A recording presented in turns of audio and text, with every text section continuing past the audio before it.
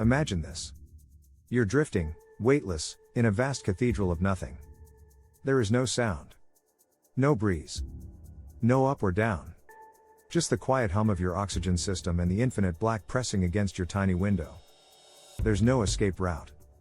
No backup plan. Only you, a few thin layers of technology, and a silence so complete it feels alive. Out here, panic doesn't come like it does on Earth. There's no crowd, no chaos, no sudden burst of adrenaline followed by action. In space, panic is quieter. Slower. It seeps in like a leak in your suit, unnoticed at first, until it floods everything. And what do you do when there's nowhere to run? That's the question astronauts must answer long before they leave the ground. Because fear in space isn't just psychological. It's existential.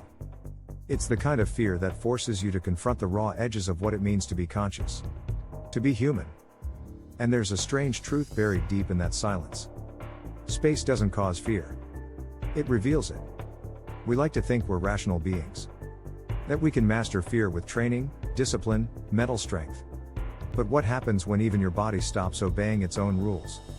In zero gravity, your sense of balance vanishes. Blood pools in your upper body, making your heart beat faster. You feel disoriented, disconnected, detached. Your body's ancient alarm systems scream for you to do something: run, fight, breathe harder. But you can't run. There's nothing to fight. And the harder you breathe, the faster you use up your precious air. This is the paradox of the astronaut. You're trained for disaster, but vulnerable to stillness. You've rehearsed every emergency scenario, but no one can simulate the crushing silence of space. So how do they cope? NASA doesn't treat psychology as an afterthought. For them, mental resilience is as mission critical as life support. They build it the way engineers build hardware, layer by layer, test by test. In neutral buoyancy labs, astronauts simulate failure over and over again, learning to stay calm while their gear malfunctions, while their vision blurs, while everything screams that they should panic. They're trained in cognitive reframing, shifting perspective in the heat of the moment. A stuck valve isn't a crisis. It's a challenge. A glitch in the system isn't doom. It's a puzzle to solve. And beneath it all is something ancient: mindfulness. Not the trendy version.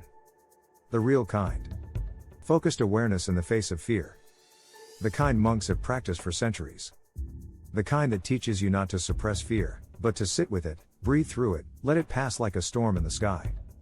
But there's another layer that doesn't get talked about often. The culture. The mythology of stoicism that surrounds astronauts. They're the quiet heroes. Cool under pressure. Emotionless under fire. But that myth can become a prison. When expressing fear becomes taboo, when vulnerability is seen as weakness, panic becomes something dangerous, not just to the mission, but to the self. There have been moments, quiet ones, when the mask cracked. When even the most seasoned astronauts felt the edges fray. Some admitted it later: the terror of a spacewalk gone wrong, the momentary loss of orientation, the feeling of floating into nothing. These aren't signs of failure. They're signs of being human in an inhuman environment. And NASA knows that space is not just about equipment, it's also about architecture. The way a spacecraft feels can affect the mind as much as what it does. Soft lighting. Curved edges. Small personal spaces. These aren't luxuries. They're anchors. Reminders of Earth. Imagine being surrounded by harsh metal and blinking lights for months. Now imagine a soft blue glow that mimics twilight. A private corner where you can see pictures from home. In a place where there is no personal space, these small designs become survival tools. And sometimes, it's not the capsule or the training that holds you together. Sometimes, it's the view. There's something called the overview effect. Astronauts describe it as life-changing. You look down and see Earth, fragile, tiny, blue. No borders. No noise. Just one planet floating in silence. In that moment, fear dissolves into awe. Panic is replaced by perspective. You remember why you came. You feel connected to everything. But not always. For some, it brings a strange detachment. A feeling that nothing is real. That you're floating not just in space, but in thought, identity, meaning. It's powerful, and not always easy to come back from. Which is why they're never truly alone. Back on Earth, there's a team watching everything. Listening to every heartbeat. Reading every pause in speech. Ground control is more than tech support. They're a kind of psychological lifeline. There are therapists in headsets. Engineers trained in empathy. People whose job is to notice the crack in your voice before you even feel it. To ask the right question. To keep you tethered, emotionally, while your body drifts in orbit. And maybe this is the part that matters most. Because what astronauts learn in space doesn't just apply to astronauts. On Earth, we panic too.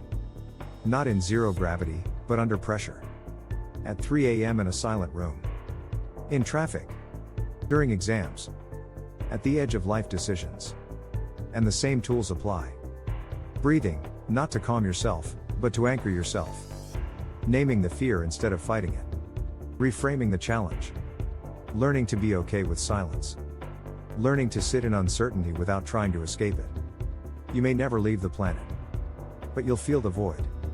The emptiness that stares back. And when you do, you'll have a choice. Will you panic? Or will you listen? Because in that silence, beneath all the noise of thought and fear, there's something else. A calm that isn't about control. It's about presence. And when you find it, out there or in here, you'll realize something simple, and strangely beautiful: sanity in the stars. Is sanity within.